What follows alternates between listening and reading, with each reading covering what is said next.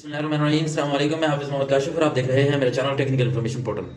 Friends, अगर आप tax notice के रिप्लाई करना चाहते हैं, टैक्स नोटिस को समझना चाहते हैं, क्योंकि टैक्स नोटिस से ही प्रॉब्लम स्टार्ट होते हैं, तो सबसे पहले आपको असेसमेंट का पता होना चाहिए। असेसमेंट क्या है, असेसमेंट प्रोसीजर क्या है, असेसमेंट में क्या क्या चीज़ें आती है।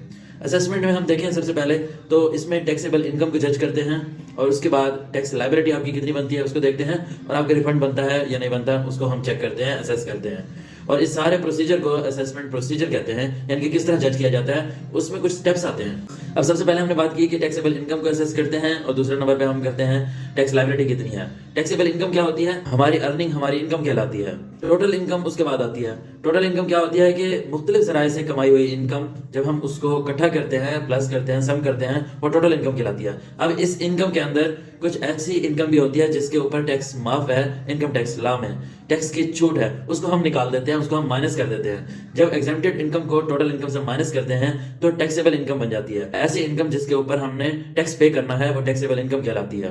टैक्सेबल इनकम को असेस करने का जो तरीका है वो रिटर्न फाइलिंग है। अब इसके बाद हमारे पास टैक्सेबल इनकम आ गई है, अब हमने टैक्स लायबिलिटी कैलकुलेट करनी है इसके ऊपर, यानी कि टैक्स कितना बनता है। इनकम टैक्स लॉ में मुख्तलिफ टैक्स रेट्स हैं मुख्तलिफ इनकम्स के ऊपर, और मुख्तलिफ मेथड्स हैं, तो वो हम लगा के चेक करते हैं, इसकी भी असेसमेंट करते हैं। और उसके बाद हम देखते हैं कि हमारे पास रिफंड बनता है या नहीं बनता। समटाइम्स ऐसा होता है कि हम ड्यूरिंग द ईयर टैक्स अपना पे करते रहते हैं, एडवांस टैक्स की मद में, विद होल्डिंग टैक्स की मद में। तो ये जब टैक्सेस हम पे करते हैं तो साल के एंड पर जब हम जाते हैं तो देने की बजाय हमारा लेने वाले पैसे बने होते हैं, क्योंकि हमने टैक्स ज्यादा पे कर दिया होता है, तो उसको हम रिफंड कहते हैं। तो इस सारे चीजों को किस तरह असेस करते हैं, तो रिटर्न फाइलिंग के जरिए, यानी कि हम इनकम टैक्स रिटर्न फाइल करते हैं, टैक्स का गोशवारा फाइल करते हैं जिसमें हम अपनी साल की इनकम बताते हैं, टोटल इनकम बताते हैं, एग्जेम्प्टेड इनकम बताते हैं, फिर अपनी टैक्सेबल इनकम निकालते हैं, फिर टैक्स लायबिलिटी निकालते हैं जिस गोशवारे के अंदर, जिसका सेक्शन 114 है। उसके बाद हम उसी में ये देखते हैं कि हमारा रिफंड बन रहा है या टैक्स लायबिलिटी बन रही है जो कि हमने पे करना है। ये रिटर्न पहला स्टेप है, गोशवारा पहला स्टेप है जो हम रिपोर्ट बनाते हैं अपनी इनकम की। तो ये असेसमेंट है। अब असेसमेंट के अंदर अमेंडेड असेसमेंट भी आती है, प्रोविजनल असेसमेंट भी आती है, रीअसेसमेंट भी आती है। तो सबसे पहले हमने देख लिया कि हमारा गोशवारा है इनकम का जिससे हम ये असेसमेंट करते हैं, और दूसरे नंबर पर हम गोशवारा जब हम फाइल कर देते हैं, जमा करवा देते हैं एफबीआर को,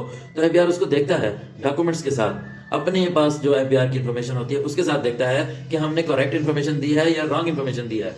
समटाइम्स ऐसा क्या होता है कि टैक्स पेयर अपनी इनकम छुपाने के लिए टैक्स ना देना पड़े, रॉन्ग इन्फॉर्मेशन दे देता है, तो एफबीआर डॉक्यूमेंट्स डिमांड करता है। ये भी असेसमेंट प्रोसीजर के अंदर आती है, डॉक्यूमेंट्स के साथ उसको टैली करता है कि सही है या गलत है। दूसरा स्टेप इसको चेक करने का ये है। थर्ड नंबर पे असेसमेंट ऑर्डर इशू करता है टैक्स पेयर को। टैक्स पेयर जो खुद ही अपनी टैक्स रिटर्न जमा करवाता है, सेल्फ रिपोर्ट जमा करवाता है, गोशवारा जमा करवाता है, ये सेल्फ असेसमेंट ऑर्डर होता है। चौथे नंबर पर पेमेंट ऑफ टैक्स लायबिलिटी, यानी कि टैक्स जितना बनता है वो पे करना होता है। और ये पूरा ये जो 4 स्टेप मैंने बताए हैं ये असेसमेंट प्रोसीजर के कहलाते हैं। इसको असेसमेंट प्रोसीजर कहते हैं जिसमें हम अपनी टैक्सेबल इनकम, टैक्स लायबिलिटी और रिफंड को असेस कर रहे होते हैं। उम्मीद करता हूं आपको ये असेसमेंट प्रोसीजर और असेसमेंट के हवाले से पता चल गया होगा और इसके टाइप्स का भी पता चल गया होगा। इसी के साथ ही हाफिज़ मोहम्मद काशिफ को इजाजत दीजिएगा। नेक्स्ट वीडियो तक के लिए अल्लाह हाफिज।